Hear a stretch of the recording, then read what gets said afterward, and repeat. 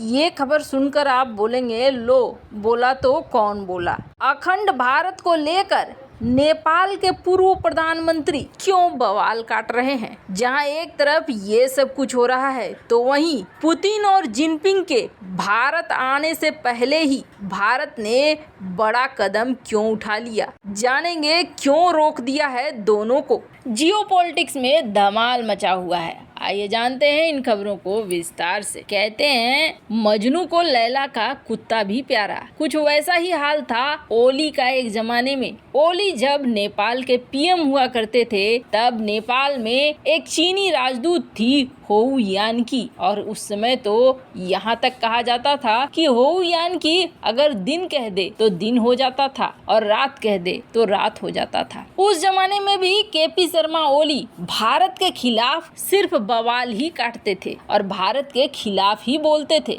उस समय उन्होंने भारत के खिलाफ एक नक्शे का विवाद उठाया था और अब एक बार फिर से भारतीय संसद में अखंड भारत का जो ये नक्शा लगा है, इस नक्शा ने बवाल मचा दिया है। नेपाल के पूर्व प्रधानमंत्री केपी शर्मा ओली और एक और पूर्व पीएम बाबूराम भट्टाराई, इसने भारत के अखंड नक्शे पर कड़ा विरोध दर्ज किया है, चेतावनी भी दे दी है। बाबूराम भट्टाराई ने तो यहाँ तक कह दिया कि अगर भारत की संसद में लगा रहा ये अखंड भारत का भित्ति चित्र तो दोनों देशों के बीच में जो संबंध है ना वो रसातल में चले जाएंगे और ये हमारे रिश्ते को खराब करने वाला, विवाद पहुँचाने वाला होगा। ये सब कुछ कब हो रहा है? जब नेपाल के प्रधानमंत्री पुष्प कमल दहल प्रचंड भारत के पहले दौरे पर आ रहे हैं। चीन के इशारे पर नाचने वाले केपी शर्मा ओली ने मांग की है कि नेपाल के प्रधानमंत्री प्रचंड, लुम्बिनी और कपिलवस्तु को अखंड भारत के इस मानचित्र में शामिल करने के खिलाफ निश्चित रूप से विरोध दर्ज कराएं। आपको बता दें, लुम्बिन भगवान बुद्ध की जन्मस्थली है। ये वही ओली है जो अक्सर भारत के खिलाफ जहरीले बयान देते हैं। वहीं नेपाल समाजवादी पार्टी के चेयरमैन बाबूराव भट्टाराई ने एक ट्वीट जारी किया और कहा कि ऐसा लगता है कि रियल टाइम जानकारियां नहीं दी गई है। स्क्रीन पर आप देख सकते हैं इस ट्वीट को। वैसे तो अखंड भारत के इस मानचित्र में लुम्बिनी और कपिलवस्तु के अलावे पाकिस्तान के तक्षशिला को भी शामिल किया गया है। वैसे आपको बता दें, नेपाल इस मामले में पूरी सफाई चाहता है और नेपाल चाहता है कि सब कुछ बताया जाए। वैसे नेपाल के प्रधानमंत्री प्रचंड आने ही वाले हैं और यहाँ पर व्यापार के लिए, बिजली के लिए और भी कई क्षेत्रों के लिए बातचीत होनी है। पर ऐसे समय में अखंड भारत के एक नक्शे को बताकर बवाल काटने की कोशिश कर रहे हैं उनके विपक्षी, और जाहिर तौर पर पर्दे के पीछे तो होगा ही चीन। जहां एक तरफ ये सब कुछ हो रहा है तो वहीं दूसरी तरफ राष्ट्रपति पुतिन और जिनपिंग के आने से पहले ही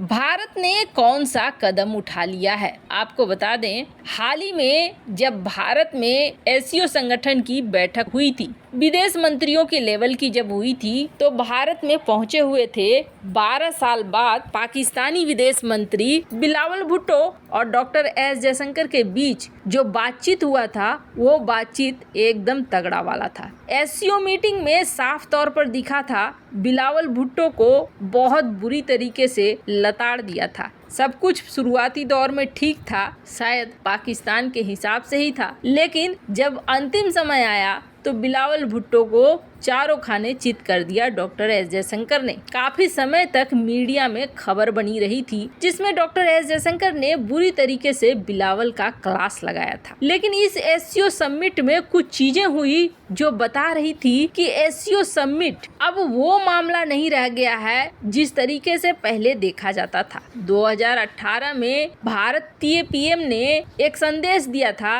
कि एससीओ में हम ऐसा बनाएंगे कि आपस में कनेक्टिविटी, व्यापार, व्यवसाय, सुरक्षा, ये सारे हित एक दूसरे के देश देखेंगे। कुछ इस तरीके का हम बनाकर चलेंगे। एससीओ में अभी ईरान को भी शामिल करने की बात हो रही है, लेकिन इस साल जो एससीओ की विदेश मंत्री की बैठक हुई, इस विदेश मंत्री की बैठक में ये देखने को मिला कि भारत पाकिस्तान का मुद्दा ज्यादा हावी रहा और पाकिस्तान ने कश्मीर की बात की, जिसके बाद भारत ने भी कश्मीर पर जवाब दे दिया। पीओके पीओके कब खाली कर रहे हो। और जब भारत ने पीओके कब खाली कर रहे हो ये पूछ दिया तो चाइना की तरफ से सपोर्ट आ गया पाकिस्तान को कि नहीं, पीओके का हल होना चाहिए यूएन के तहत। यानी कि आप पूरे एससीओ को देखेंगे, इसमें चीन, रूस, Kazakhstan, Kyrgyzstan, Pakistan, Tajikistan, Uzbekistan, ये सारे देश हैं। लेकिन यहाँ मामला हावी कौन सा पड़ गया? मामला हावी पड़ गया पाकिस्तान, भारत का, और इस पर पाकिस्तान का सपोर्ट कर दिया चीन ने। अब एससीओ के इस मीटिंग से क्या फायदा हुआ? कोई खास फायदा तो हुआ नहीं। एससीओ के लिए हमने बहुत सारी चीजें सोची थी, स्टार्टअप, इनोवेशन, पारंपरिक औषधि, डिजिटल समावेश, युवा अधिकारिता, साझा बौद्ध विरासत, बहुत सारी चीजें। लेकिन यहाँ पर तो दिख रहा है कश्मीर की बात हो रही है, चीन की बात हो रही है और पाकिस्तान का अपना इंटरनल पॉलिटिक्स की बात हो रही है। अब 4 मई को एक दिन है जिस दिन बहुत ज्यादा बड़ा समारोह होने वाला था, क्योंकि इसमें राष्ट्रपति पुतिन भी आने वाले थे और राष्ट्रपति जिनपिंग भी आने वाला था। राष्ट्रपति पुतिन रूस यूक्रेन युद्ध के बाद यह पहला मौका होता जब वो भारत आते और भारत में भारतीय पीएम के साथ मिलते, और जाहिर सी बात है अगर मिलते तो एक बायलैटरल मीटिंग भी होती, द्विपक्षीय मीटिंग भी होती, दोनों एक दूसरे से अकेले में भी मिलते। और जिनपिंग के आने के बाद कुछ ऐसा ही माहौल जिनपिंग के लिए भी बनता, जिनपिंग के साथ भी द्विपक्षीय मीटिंग हो सकती थी, दोनों ही देश के राष्ट्र अध्यक्ष आ सकते थे।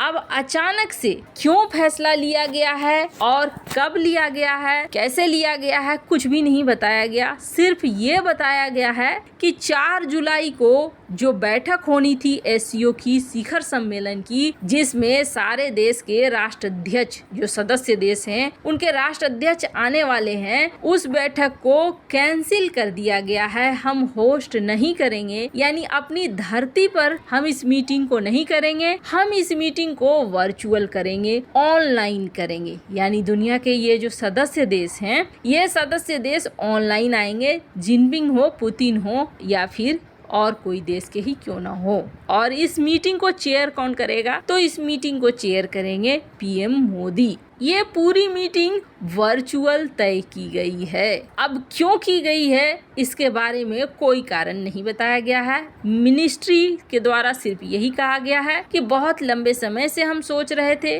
कि इस मीटिंग को यहाँ पर करना है या वर्चुअल करना है, पर आखिरकार हमने तय किया है कि इस मीटिंग को हम वर्चुअल करेंगे, इसलिए ये ऐलान कर दिया गया कि ये मीटिंग वर्चुअल होगी। वैसे आपको क्या लगता है, क्या एससीओ में भारत को रहना भी चाहिए या नहीं? कमेंट कर अपनी राय जरूर बताएं। जल्द मिलते हैं अगले वीडियो में नई खबर के साथ।